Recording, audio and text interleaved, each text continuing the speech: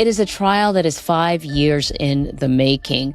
Larry Millete is in court this week, charged with killing his 39-year-old wife, Maya, who was last seen in their Chula Vista, California home on January 7th, 2021. 48 hours followed Maya's family, friends, and the community as they searched and searched for her. Yet her body has still never been found. Meanwhile, prosecutors say that Larry had been paying people online to cast spells on his wife, spells to first make her stay with him and then later to harm her. In opening statements, the prosecution said that Maya was having an affair. And according to emails Larry sent to spellcasters, the affair resulted in Maya getting pregnant. The prosecution says this revelation caused a huge fight between Larry and Maya in January of 2021, right around the time she went missing. Larry Millete has pleaded not guilty. I'm 48 Hours correspondent Anne-Marie Green, and this is Case by Case. And today I'm being joined by Kelly Hessedal. She is a CBS 8 San Diego reporter. She has been following this story and was in court earlier this week. So, Kelly, thank you so much for making some time for us. Thank you for having me. So let's just sort of start kind of in the beginning. I want to talk about Maya, or May, as some people called her. What was her relationship with Larry like in the beginning? Maya and Larry met when they were working at a fast food restaurant. Maya had actually immigrated to the United States from the Philippines with her family back in 1995, and she was just 13 years old. So they actually got married when they were pretty young. Maya was 19 years old. I believe Larry was 18 years old. And they fell in love, got married, waited about 10 years until they had children. They ended up having 3 children, 2 girls and 1 boy. And Larry had enlisted in the Navy at one point, and so they had relocated from Hawaii to San Diego, and that's where they settled, in a portion of San Diego called Chula Vista. They loved their children. Larry was an attentive father, according to family and friends. Maya has always been described as very bubbly, very outgoing, someone who loved the outdoors, loved being outside. And by all accounts, they had a typical married life. But clearly, things started to change. They started to unravel at some point. The prosecution said this week in opening statements, to really understand this story, you have to go back to 2020. Maya was confiding in her friends about the struggles in their marriage. She wasn't really confiding in her family quite yet about what was going on, but she was definitely letting her friends know that there were problems. She began an affair with a coworker. According to prosecutors, during opening statements, it started out as a friendship and then turned physical. Larry obviously was not doing well with this. He did not want a divorce. That was not an option for him. And he is reaching out to Maya's family. He's actually the prosecution said that he was writing sort of notes to his sister-in-law, trying to get her to help him keep the marriage together. But then he writes something sort of really curious in one of the notes. This is according to the prosecution. And he writes, "I always say friends help you move. Real friends help you move dead bodies." And I've kind of heard this line before, and it could be sort of humorous, but considering now what has happened, it doesn't sound so funny. Right. And when the prosecutor said those words in court this week during opening statements, I mean, there's many reporters that are sitting in the courtroom, and you could hear everybody's fingers tapping on the keyboard the moment that she said that, because I think it really struck everybody as a line that really stood out. Right. And in fact, one of Maya's coworkers testified that Maya had said to her, "Listen, if anything happens to me, it was Larry." Was there any talk of a legal separation or a divorce? Were they moving in that direction? I know Larry didn't want that, but I wondered if Maya had brought it up. Well, so there was a portion of time during 2020 when she actually moved in with her brother and her sister-in-law for several weeks. Police found a letter in the Millete home during one of the searches there that Maya had written to Larry, basically saying, this is unhealthy, this is toxic, I want to be happy, and happy is not with you. She said, let me find my peace, and I cannot find it with you. But Larry, according to prosecutors, was desperate to keep her with him, to keep the marriage going. Yeah, that note to me is about as direct as it gets. She wanted out. Well, Wednesday on the stand, Maya's sister, Mary Chris, testified that Larry had called her for advice about the relationship. And this happened in 2020. And then a little over a week before Maya disappeared, Maya had opened up to her siblings about wanting a divorce. And she testified that Maya was adamant about this. And this was actually just in the days leading up to when Maya disappeared, that her family found out she was really set on this divorce, and that she had said she wanted to pawn some of her luxury handbags, including a Louis Vuitton purse, for $10,000 to help pay for a divorce attorney. Wow. Okay, that is interesting. And all of this for the prosecution, I presume, points to motive. But as I understand it as well, there were some references to domestic violence in the arrest warrant. Yeah, in the arrest warrant, there was a friend that had told investigators at one point that Larry had choked Maya to the point that she was unconscious. However, the defense has said there's no evidence at all of domestic violence between the two. All right, so that brings us to the day that Maya disappears. This is January 7th, 2021. This is the last time that anyone has seen Maya. Kelly, just walk us through what we know about that day. There was a receptionist from a law office that testified about noon on that date. Maya made a call to that law office and said she wanted to get a divorce from her husband. This receptionist, Destiny Johnson, testified that Maya wanted to do the consultation virtually, but Destiny had told her, according to her testimony, we really should do this in person. But Maya was so afraid that Larry was going to find out, she didn't want to. So she ended up making an appointment for a week later. And partly that was also because that weekend they were going to be celebrating her daughter's 11th birthday up in Big Bear with the entire family. And she, according to prosecutors, really did not want to ruin that for her children or for the entire family. We know that her cell phone stops, I guess, pinging at around 1:25 in the morning, right? That night, Maya is doing some sort of random Google searches, isn't she? That's right. So what we know from January 7th, according to prosecutors, there's surveillance video earlier in the day of her going out to get her Jeep washed. The children ask if they can come with. Around 4:43 that afternoon, there's surveillance video showing her returning home. And yes, at around 8 o'clock that night, there was a Google search. She Googled something about a motorcycle, according to prosecutors.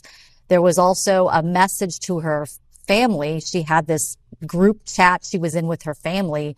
And around that same time, she had messaged them talking about the sale of a trailer, buying some toys. They were planning ahead, according to prosecutors, for future trips, as well as that Big Bear trip that they were going to be going on that weekend. So for Maya, it's by and large a regular day. What about Larry? So on January 8th, we know from security footage, he backed his Lexus SUV into the driveway early that morning around 6:45 or so. And then there's also security footage of him leaving after that. As for where he went, he had told investigators, according to the prosecution, that he took his 4-year-old son to the beach. According to the prosecution, his phone was turned off that entire time. And when asked about that by Maya's family members, he just said, I kept it off for the entire day, but didn't explain why. So obviously her family has become increasingly concerned. So what is her family doing? So on January 8th, her brother says, I've been trying to call her, I've been messaging her, I've been texting her, and she's not answering. Something is wrong. He messages or talks to Mary Chris, the older sister, according to prosecution, and says, I don't know what to do. So family went to check on her. Mary Chris drove down to San Diego to the Millete home, and she testified that Larry's demeanor was normal. He acted like everything was just fine. Don't worry. Don't call police. Don't call investigators. And that is when Mary Chris dialed 911. And so that is when Maya is officially reported missing, right? When Mary Chris makes that 911 call. So yes, it kind of happened overnight because Mary Chris and her husband spent the night at the home. They were even out canvassing the neighborhood, like into the early morning hours, according to her testimony, looking for her sister. And it was the next morning that they went out and even gathered some volunteers up and began looking for her. So, Kelly, let us talk about what I think is one of the wildest pieces of evidence in this case. Prosecutors said that Larry was paying people online to cast spells on his wife. He wanted to be able to control her. He wanted to, make her fall back in love with him. Now, when law enforcement first came to the Millete house, they found spell books in the house during their first visit to the home. Not only do these emails to spellcasters show that Larry wished harm on Maya, but the emails are also a window into what was going on within the relationship and the timeline. So this has already come up this week, but I actually want to refer back to the arrest warrant here. And these are all communications to these spellcasters online. This is some of what he was saying, right? Please punish May and incapacitate her enough so that she can't leave the house. It's time to take the gloves off. Can you hex to have her hurt enough that she will have to depend on me and need my help? She's only nice to me when she needs me or sick. Thanks again. Maybe an accident or broken bone. And then on the day that Maya disappears, he sends multiple emails to spellcasters saying, I think she wants me to snap. It was almost like he was confiding, his deepest, darkest secrets to them about what was going on in his marriage. He spent a lot of money on these spellcasters. And when we first found out about this, 5 years ago, everybody's jaw dropped. It was something that we had just never seen before. But I will say one of the most telling things about the spellcasters, according to the prosecution, this contact he had with them, the way that it changed after Maya disappeared, prosecutors say was very apparent. At one point, he had, according to them at least, said something along the lines of, stop hexing May. And this was the day after she disappeared. And then the spellcaster emails all sort of diverged into start punishing Jamie Laird, the man that she had been having an affair with. And there was no mention of Maya again after that. That is fascinating. So can we talk a little bit more about that? One of the big moments of the trial this week was the prosecution speaking about one particular email that Larry sent to spellcasters where he revealed that the coworker Maya was allegedly having an affair with, Jamie Laird, had gotten Maya pregnant. Do we know if that's even true or if it was just something that Larry made up or that Larry believed to be true? At this point, there has not been a doctor up on the witness stand. We have not seen any medical records proving that she was pregnant. I do believe at one point during some of these emails with spellcasters, he had talked about an abortion that Maya had had. But at this point in the trial, we have not seen any proof of this. This is all just through emails that Larry is sending to these spellcasters. So I want to talk about something else that was discovered inside the Millete home, a vial. That was kind of a moment that we had not heard about up until now. This was a new piece of evidence. So this vial was discovered inside the Millete home. It was a small vial with a little cap on it. The prosecution says they had the contents of that vial tested, and it came back positive for the same chemical in poison hemlock. Now, the prosecution also said that there was a Google account that was traced back to Larry, and that Google searches were recovered showing that he had searched for things like flower and hemlock, poisoning, what is the best poison for a fast death, those sorts of things. However, the defense has countered, basically saying this wasn't what prosecution made it seem. Was making it out to be. Right. When investigators were first on this case and they visited the Millete house, they did not consider it a crime scene, right? They were investigating a missing persons case initially. Absolutely. And so it wasn't for weeks later that they determined that an investigation needed to begin. And at that point, I mean, this was a couple of weeks after she had disappeared. Well, when 48 Hours first spoke to Maya's family, this is a few years back, they were really outspoken and kind of frustrated about the police response. I know the police released a statement in April of 2021 saying that they were keeping cards close to their chest because it was an active investigation. And the fact there was no body. So I think for them, they still had the idea as well that it's possible she could potentially still be out there. But yeah, the family was very frustrated in the beginning, and that's when they turned to the media. Mary Chris, the sister, did numerous interviews with the media trying to get her sister's story out there and trying to really put pressure on the police to really focus on this investigation. Yeah, and I mean, police did not formally search the Millete house until January 23rd. It's more than 2 weeks after Maya disappeared. When they did, they seized 2 Glock handguns, a rifle and a shotgun.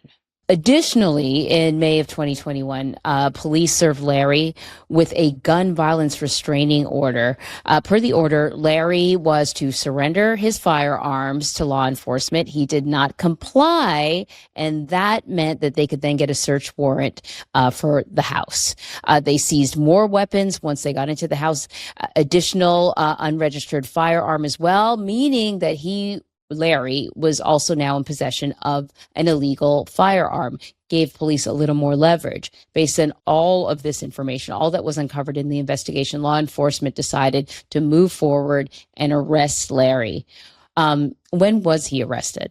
Larry was arrested in October of 2021, so obviously several months after Maya had disappeared. And the news conference that day is something I will never forget because Mary Chris stood up there in front of all of these reporters. And actually, it made me very emotional that day. It always gets me when I think about it now. Her voice was shaking and she was just begging people to stand by her family. And so she was really appealing to all of the people out there to help them with any tips, any leads, anything like that, because she said she wanted to keep that promise to the children. But still, there's no body, right? These are difficult cases. Absolutely. A no body case, a very high burden for the prosecution to prove this. And I think that's the reason why this trial is expected to last 3 months. I mean, there is so much evidence they're putting out there. Their opening statement alone nearly went on an entire day because They were laying out in the opening statement, piece by piece, all the people that the jury was going to hear from, all of this evidence, all of these experts that are going to be testifying. So yes, it is going to be a very long trial. What do we know about the defense's strategy at this point? The defense's strategy is we don't know what happened to Maya Millete. There's lots of things that could have happened to Maya Millete, and they have really been steering the jury toward the man that she was having an affair with. They want to stir up that doubt in the jury's mind that it's possible somebody else could have done this. At one point during pretrial motions, they were talking about somebody could have taken Maya, but it wasn't Larry. Well, let's talk about this. Let's talk about the man that she was having an affair with. Well, according to the defense, she had created this Instagram account, kind of like this private, anonymous Instagram account where she was basically talking to Jamie Laird on this account and also venting her frustrations about her marriage on this account as well.